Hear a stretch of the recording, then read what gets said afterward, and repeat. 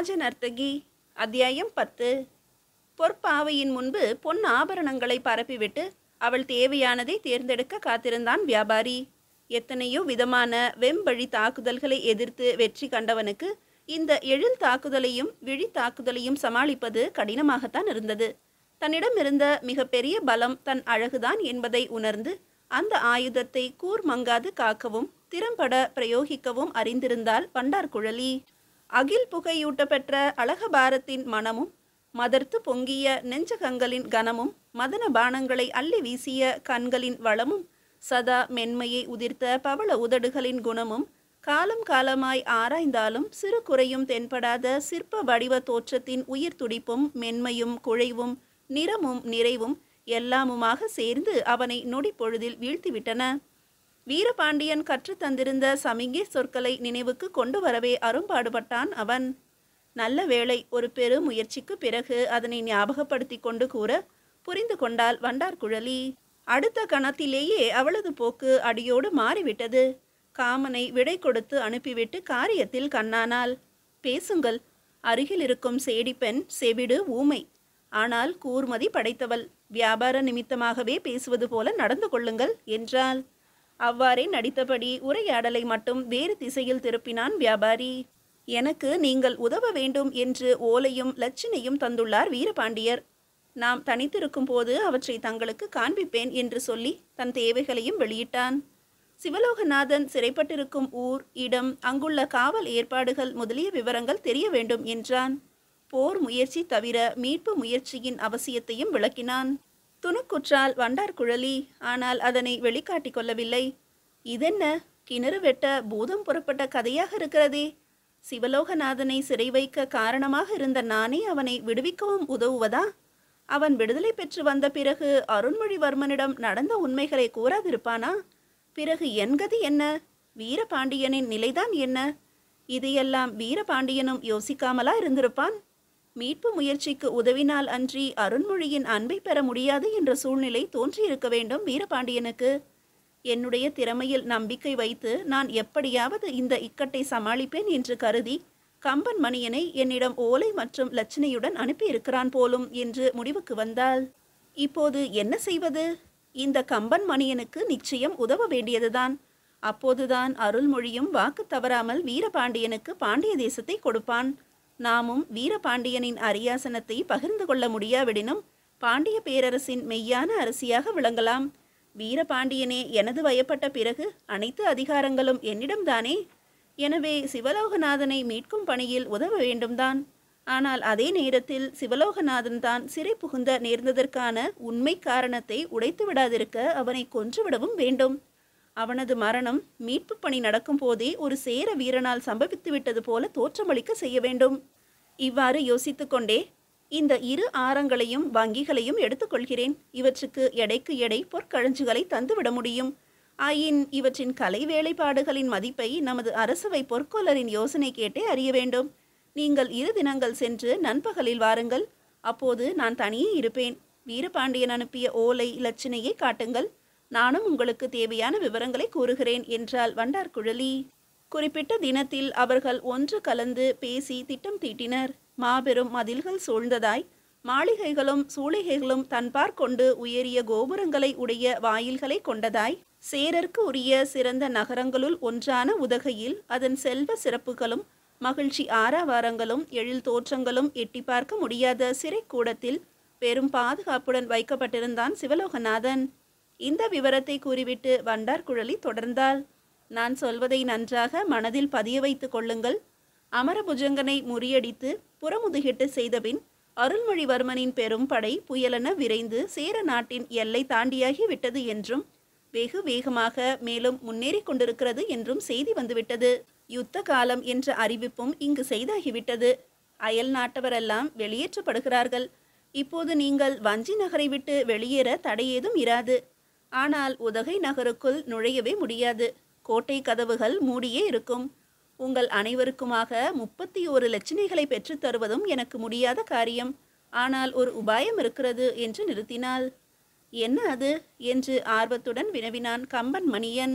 உதகை நகருக்கு புறம்பாக வடக்கே மரகத தேவர் கோவில் ஒன்று இருக்கிறது. அங்குள்ள மரகத தேவர் சிலையை வலதுபுறமாக நகர்த்தி பிறகு பின்னோக்கி தள்ளினால் ஒரு சுரங்கப்பாதை தெரியும். அதன் வழி புகுந்து வந்தால் அகழிகள், கோட்டை மதில்கள், அரண்மனைகள் எல்லாவற்றையும் பூமிக்கு அடியிலேயே கடந்து செல்லலாம். அந்த பாதை சிறைக்கூடத்தின் மதிலை கடந்து அதன் பின்புறம் முடிவடைகிறது. ஆபத்து காலத்தில் சேர நாட்டின் மிக உயர்ந்த குடிமக்கள் பயன்படுத்த ஏற்பட்டப்பட்ட அந்த பாதையை நாம் நம்மை எதிர்நோக்கியுள்ள தடைகளை கடக்க பயன்படுத்தி கொள்ளலாம். உங்களுக்கு எப்படி நன்றி கூறுவது என்றே தெரியவில்லை என்றான் கம்பன் மணியன் மெய்யான நெகிழ்ச்சியுடன். அதெல்லாம் பிறகு பார்த்து கொள்ளலாம், கால தாமதத்துக்கு இடமில்லை என்றாள் வண்டார்குழலி. எச்சரிக்கையாக இருங்கள். பலத்த பாதுகாப்பு சிறைக்கூடத்துக்கு மட்டும் அல்ல, மரகத தேவருக்கும் உண்டு. மரகத தேவரை நெருங்க இருளை துணை கொள்ளுங்கள். உதகை சிறைக்கூடத்தில் ஒருவேளை என்னையும் நீங்கள் சந்திக்கலாம். ஆண் வேடத்தில் சேர நாட்டின் உயர் அரசு அதிகாரி போல நான் தோற்றமளித்தாலும் வியப்படையாதீர்கள். நீங்கள் வீரபாண்டியனிடம் கற்று என்னிடம் பயன்படுத்திய அதே சமிகை சொற்களை நானும் பயன்படுத்தி உங்களுக்கு மட்டும் நான் யார் என்பதை தெரியப்படுத்துவேன். நீங்கள் அங்கு வர வேண்டுமா? எதற்கு இந்த ஆபத்தான காரியத்தில் நீங்கள் பங்கேற்க வேண்டும் என்றான் கம்பன் மணியன். வீரபாண்டியனுக்காக நான் எதையும் செய்வேன். மேலும் என் நேரடி உதவியின்றி உங்களால் வெற்றி காண முடியுமா என்பது சந்தேகம்தான். ஏனென்றால் சிவலோகநாதன் தப்பிக்கவோ அல்லது அவனை தப்புவிக்கவோ முயற்சி நடந்தால் அந்த கணமே அவனை கொன்றுவிடலாம் என்று சிறை காவலர்களுக்கு உத்தரவாகி இருக்கிறது. வேறொன்றும் வேண்டாம். அவன் சிறை வைக்கப்பட்டுள்ள கொட்டடியின் வெளியே உள்ள ஒரு விசையை திருகினால் போதும். கொட்டடியின் தரை பின்னுக்கு நகர்ந்து மறையும். இவன் கீழே இருள் குகையில் விழுவான். அங்கே பசியோடு பல புலிகள் காத்திருக்கும். ஐயோ, என்ன கொடுமை இது என்றான் கம்பன் மணியன். ஆம், அதற்குத்தான் நான் அங்கு வருகிறேன் என்கிறேன். முத்திரை மோதிரத்தை காட்டி அதிகாரம் தூள் பறக்க காவலர்களின் கவனத்தை திருப்பிக் கொண்டிருப்பேன். அந்த வேளையில் நீங்கள் அவனை விடுவித்து அழைத்து போய்விடுங்கள். சிவலோகநாதனை விடுவிக்க முயற்சி நடப்பதாக செய்தி கிடைத்துள்ளதாகவும் அப்படி ஏதும் நடந்துவிடக் கூடாது என்பதற்காகவே சேர மன்னன் என்னை அனுப்பி வைத்திருப்பதாகவும் கூட நான் சிறை அதிகாரியையும் காவலர்களையும் மிரட்டி கொண்டிருப்பேன். அதை கேட்டு நீங்கள் சற்றும் கலவரமடையாதீர்கள். அங்கு நடக்கும் கலைபரத்துக்கு இடையில் உங்கள் காரியத்தை சாதித்து கொள்ளுங்கள் என்றாள். மேலும் தரையிலே நீர்க்கோலம் இட்டு காண்பித்தாள் வண்டார்குழலி. அந்த வரைபடம் சுரங்கப்பாதை முடியும் இடத்தையும் அங்கிருந்து சிவலோகநாதன் சிறைப்பட்டிருக்கும் பகுதியையும் அடையும் வழியையும் தெளிவாக விளக்கியது. நீர்க்கோலத்தை நெஞ்சில் நிழற்கோலமாக்கி கொண்டு புறப்பட்டான் கம்பன் மணியன். மீதியை அடுத்த அத்தியாயத்தில் காணலாம். அத்தியாயம் 11. திட்டமிட்டபடியே மறுநாள் நள்ளிரவுக்கு மேல் முப்பதின்மரும் அவர்கள் தலைவனும் மரகத தேவர் கோயில் அருகே இருந்தனர். முன் வாசல் பூட்டப்பட்டிருந்தது. அங்கும் வெளிமதிலின் 4 முனைகளிலும் காவலர்கள் நின்றனர். அவர்கள் இவர்களை பார்த்து விடாதிருக்க அமாவாசை இருள் துணை செய்தது. ஒருவர் முதுகில் ஒருவராக ஏறி மதிலை தாண்டி உள்ளே பூனை போல குதித்தார்கள். ஆகா, சிவலோகநாதன் மட்டுமல்ல, மரகத தேவரும் தான் சிறை வைக்கப்பட்டிருக்கிறார் என்று எண்ணிக்கொண்டான் கம்பன் மணியன். மரகத கல்லால் உருவாகி இருந்த திருமால் குடியிருந்த கருவறையின் பூட்டை தகர்க்க உடன் எடுத்து வந்திருந்த கடப்பாறையை பயன்படுத்த போனான் ஒருவன். அரவம் எழாதிருக்க அவனை தடுத்து நிறுத்திய வேறொரு தோழனுக்கு கம்பன் மணியன் சமிகை செய்ய அவன் தனது குத்துவாளின் கூர் முனையை சாவி துவாரத்தில் நுழைத்து இயக்க ஓசைப்படாமல் பூட்டு திறந்து கொண்டது. உள்ளே நுழைந்த கம்பன் மணியன் மரகத தேவர் முன்பு சில கணங்கள் வணங்கி நின்று கண்மூடி தியானித்தான். மரகத தேவரே, அறத்துக்கு தாங்கள் துணை நிற்பது உண்மையானால் இந்த முயற்சி வெற்றி பெறட்டும். அப்படி வெற்றி பெறுமேயானால் அருள்மொழிவர்மரின் அனுமதி பெற்று உம்மை இந்த அறம் பிறழ்ந்த நாட்டிலிருந்து சோழ தேசத்துக்கு எடுத்து செல்வேன். எனது சொந்த ஊரான திருப்பழனத்தில் உள்ள சிவன் கோயிலில் உம்மையும் எழுந்தருள செய்து அரியும் அயனும் ஒன்று என்று அனைவரையும் உணரச் செய்வேன். நானும் அவ்வாறே நம்பி சிவனாரை மட்டுமின்றி உம்மையும் இன்று முதல் என்றும் துதிப்பேன் என்று பிரார்த்தித்து கொண்டான். மரகத தேவர் வழிவிட்டார். சுரங்கப்பாதையின் தொடக்கமும் முடிவும் கண்டான் கம்பன் மணியன்.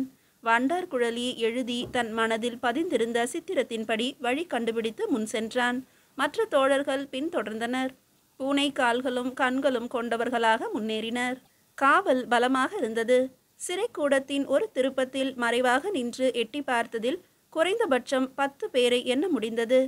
தீப்பந்தங்களின் ஒளி அதிகம் இல்லையானாலும் காவலருக்கு போதிய அளவில் இருந்தது.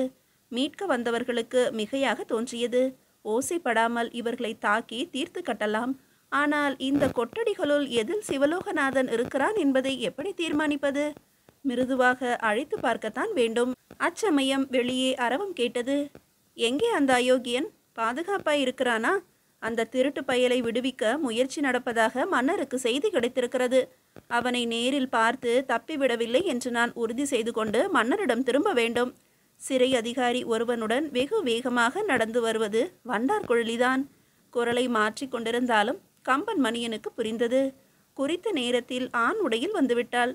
உயர் அதிகாரிக்கு உரிய முத்திரை மோதிரத்தை காட்டி சிறைச்சாலை தலைவனை ஆட்டுவித்து கொண்டிருக்கிறாள். இதோ இந்த கொட்டடியில்தான் இருக்கிறான் என்றான் சிறைச்சாலை தலைவன். எங்கே?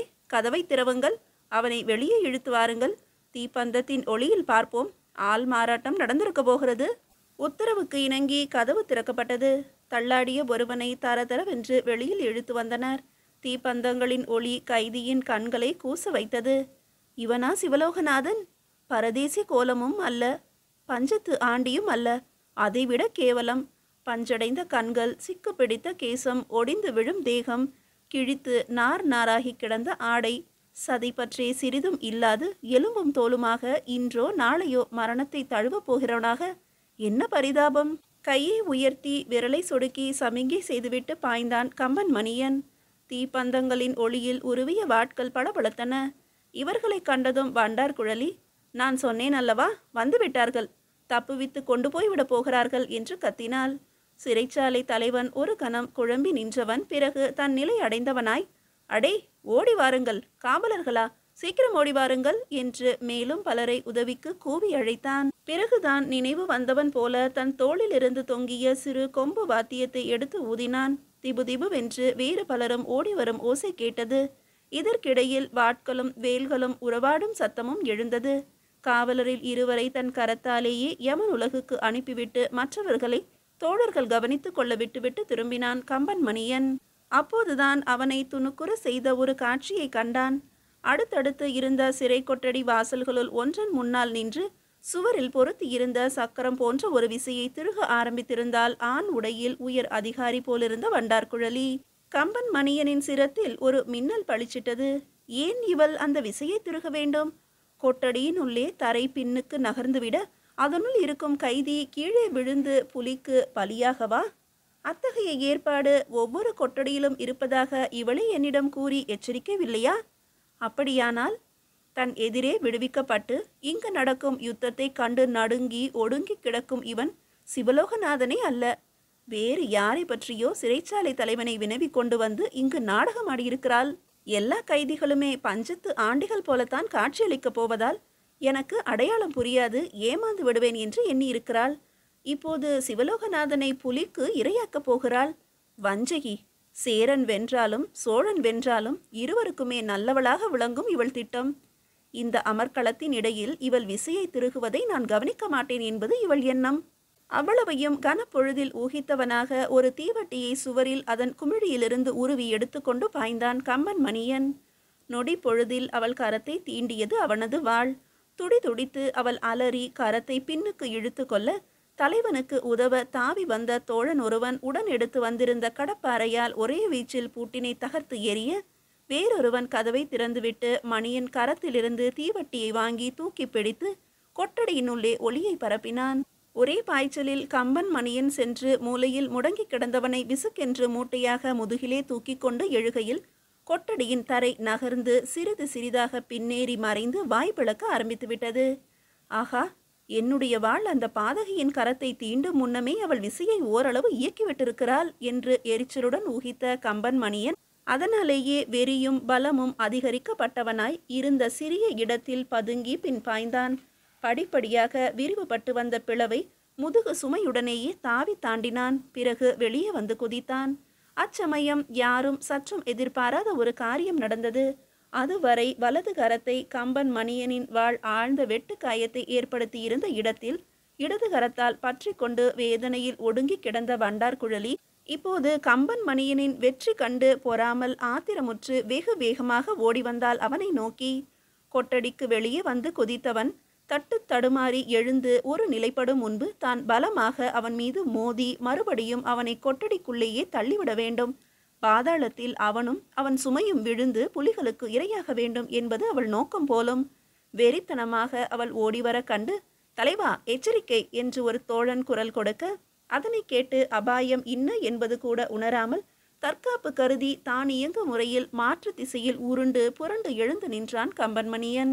ஒரு நொடிக்கு முன்பாக அவன் இருந்த இடம் இப்போது வெற்றிடமாக இருக்க, அவனை நோக்கி கட்டுக்கடங்கா கோபத்துடன் கண்மூடித்தனமாக விரைந்து வந்த வண்டார்குழலி தன்னை கட்டுப்படுத்தி கொள்ள முடியாது போகவே கொட்டடியின் வாயிலை தாண்டி படுகுழியின் எல்லையில் ஒரு கணம் தடுமாறி பின்னர் சமாளிக்க முடியாது வீல் என்று பீதி நிறைந்த கூச்சலோடு விழுந்தாள். அதை அடுத்து வண்டார்குழலியின் சிரம் தரையில் மோதி சிதறும் மடேர் என்ற ஓசையும் கேட்டது. அதைத் தொடர்ந்து பல புலிகளின் உருமல் ஒலி அடிவாரத்திலிருந்து எழுந்தது. புலிகளுக்கு இருட்டில் கண் தெரியும், பசியும் தெரியும். சோழனின் கொடியில் கம்பீரமாக நடைபயிலும் புலி வண்டார்குழலியை உண்ணாமல் விட்டு வைக்குமா என்ன? ஓடுங்கள் தலைவா, ஓடுங்கள், சிவலோகநாதனுடன் தப்புங்கள் என்று தலைவனுக்கு இப்போது தோழர்கள் கட்டளையிட்டனர். கொம்புலி கேட்டு விரைந்து வந்த பலரையும் அவர்கள் எதிர்த்து போரிட்டு கொண்டிருப்பதை இப்போதுதான் கவனித்தான் கம்பன்மணியன். அதிக நேரம் சமாளிக்க முடியாது என உணர்ந்தான்.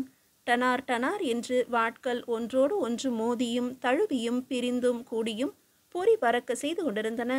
இந்த ஆரவாரம் கேட்டு வேறு பல வீரரும் வரக்கூடும், தப்ப வேண்டியதுதான் என்று தீர்மானித்த கம்பன்மணியன், ஒவ்வொருவராக இயன்றவரை என்னை பின்தொடருங்கள், எதிர்த்தபடியே பின்வாங்குங்கள், முதுகில் தாங்கியபடி சுரங்கப்பாதையை நோக்கி ஓடினான். மரகத தேவர் படிமத்தை மீண்டும் நகர்த்தி சுரங்கப்பாதையை அடைக்கும் முன்னர் மாண்டவர் போக மீண்டவர் தன்னையும் சேர்த்து 25 பேர் என கணக்கெடுத்தான் கம்பன்மணியன். இவர்கள் தப்ப மற்ற 6 பேரும் அரணாய் நின்று உயிர் தியாகம் செய்து வீர சொர்க்கம் புகுந்திருந்தனர். மீதியை இறுதி அத்தியாயத்தில் காணலாம்.